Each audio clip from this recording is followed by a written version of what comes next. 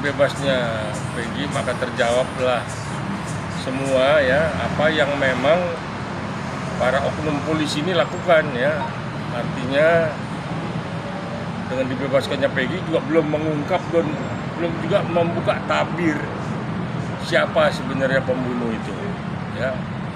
Ya artinya ya karena memang prapitnya dikabulkan harus dikeluarkan karena melanggar HAM kan kalau menahan seseorang tanpa dasar hukum. Nah, yang paling penting adalah bagaimana dengan yang 8 di dalam itu, ataukah mereka akan PK, ataukah memang ada seperti apa upaya hukum untuk memang mereka juga dibebaskan. Sementara yang tadinya memang Peggy dijadikan sasaran sebagai pelaku, ternyata tidak terbukti dan harus keluar melalui pra-peradilan. Roadshow-nya itu mungkin satu kegembiraan ya, kegembiraan karena dia dipaksa mengaku dan dia tidak mengaku dan akhirnya sampai dia berapa lama ditahan dan begitu dia prapit dikabulkan, saya pikir luapan kegembiraan itu dibuat roadshow dan akhirnya memang masyarakat yang mendambakan keadilan, masyarakat yang mendambakan penegakan hukum. Ternyata memang ya itu jawabnya semua gitu. Sekarang pekerjaan rumah yang harus dilakukan oleh pihak kepolisian membongkar tabir yang sebenarnya siapa pelaku pembunuhan Vina dan Eki. Nah, jadi buah bibir kan, artinya juga secara kondite ya, secara organisasi institusi Polri kan malu kan ya akibat kecerobohan ya sejak awal 2016 sampai kemarin penangkapan kepada saudara Peggy. Nah inilah yang membuat institusi Polri terus menjadi kecaman dari masyarakat. Nah inilah akibat memang tidak profesionalnya para oknum itu. Kalau saya bilang tidak profesional, ya, tidak bisa menangkap yang sebenarnya itu siapa. Semua meraba-raba. Ada apa? Yang ada apa ini yang harus kita bongkar. Siapa sebenarnya pelakunya? Itu aja. Kesalahan tempo hari kita lihat selain memang P21 dan P21 tahap 2 di kejaksaan ya, terus juga sampai ke pengadilan. Ya saya pikir itu seperti tempo hari saya pernah bilang, ya ini institusi kepolisian, institusi kejaksaan, institusi pengadilan rusak semua akibat dari oknum-oknum yang ceroboh dan tidak profesional dalam penuntutan, pengusutan, dalam pemutusan di tingkat pengadilan. Ya, bisa aja dia menjadi tersangka lagi ketika nanti dapat polisi bisa menemukan bukti yang valid. Tapi yang sekarang ini kan memang tidak bisa dibuktikan bahwa Peggy lah pelakunya.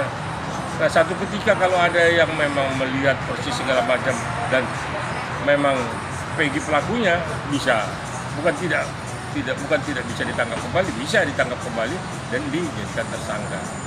Tetapi apakah itu ya? Jadi hati-hati kita untuk menahan seseorang itu mesti ada dasar hukum dan benar-benar ada fakta, ada bukti yang kuat. Nah ini kan kemarin ceroboh kan, heboh karena di film itu dibuka sedemikian rupa, masyarakat menuntut supaya dibongkar segala macam, ternyata kan hasilnya kan nol ya. Peggy ditangkap, diprapit, akhirnya pra-peradilan dikabulkan. Nah itu bukti kecerobohan tadi yang saya anggap ya, dengan kasus ini pelajaran pahit ya, pelajaran pahit untuk para penyidik di kepolisian. Saya pikir perlu ada penataran, pelatihan segala macam ya. Jadi benar-benar profesional gitu. Nah ini kan kita nggak tahu ada apa di belakang itu, kok tidak bisa dibongkar padahal udah banyak informasi menyebut anaknya si Anu, cucunya si Anu. Siapa? Nah ini dong yang harus memang berani membuka itu.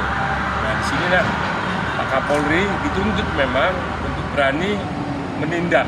Ya, saya pikir ini kembali lagi ke tadi ke Pak Kapolri sampai Komisi 3 di DPR RI pun meminta supaya ditindak untuk polisi-polisi seperti itu, dibuka seluas-luasnya.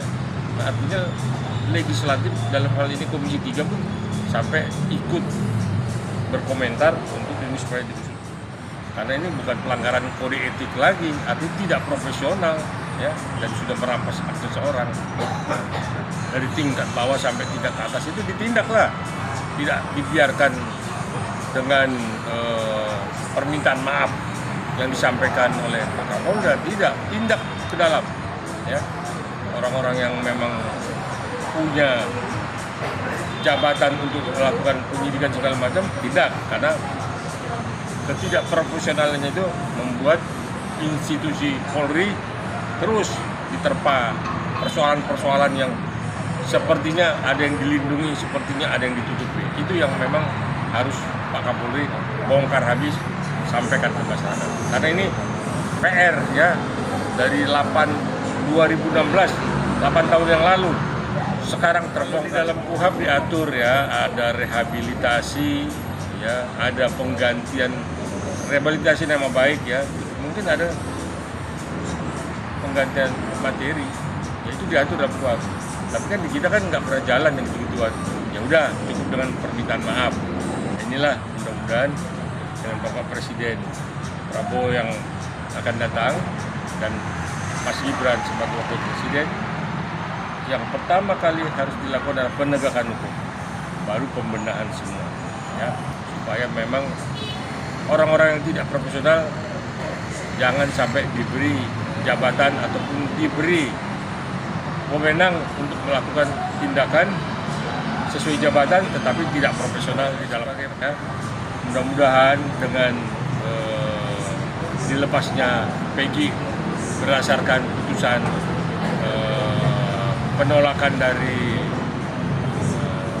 pra-peradilan ya, dikabulkan permohonannya Peggy, ini pelajaran pahit ya, pelajaran pahit untuk kepolisian ya, agar kedepannya benar-benar para penyidik itu profesional di dalam melakukan tugasnya. Saya pikir itu yang bisa saya sampaikan.